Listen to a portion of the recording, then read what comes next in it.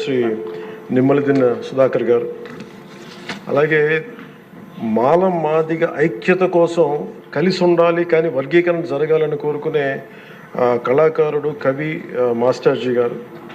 అంటే ఎలాంటి వ్యక్తులను నేను కలుసుకున్నానంటే, ఆయన మాదిగ కులస్తులు అయింది కూడా ఆయన మాలకులానికి చెందిన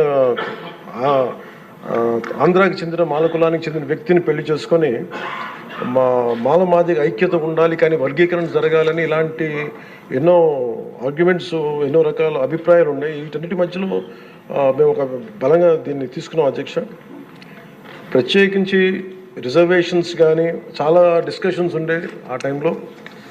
ప్రత్యేకించి మన వర్గీకరణ గురించి, అలాగే క్రీమీ లేయర్ గురించి, అలాగే ఇంకా కులం గుర్తింపు లేని కులాలు బేడా బుడగ జంగాల గురించి, రెల్లి కులస్తుల గురించి అనేక మార్లు చాలా విస్తారమైన చర్చలు ఉన్నాయి అధ్యక్ష.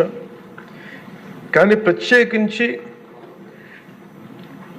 ముఖ్యంగా అంటే ఉదాహరణకి దళితులు ఎలాంటి గొప్ప మేధావులను కలుసుకున్న నిమ్మలదిన్న సుధాకర్ గారు వారు చెప్పింది, ఆయన స్వతహాగా దళిత కులానికి చెందిన మాల కులస్తులు అయింది కూడా అసలు దళితుల కంటే వెనుకబడ్డ యానాదుల కులం గురించి ఆయన రీసెర్చ్ చేసి వారికి నిలబడాలి అని చెప్పి చాలా ముందుకు తీసుకెళ్లే వ్యక్తి అధ్యక్ష. అలాంటి ఎంతోమంది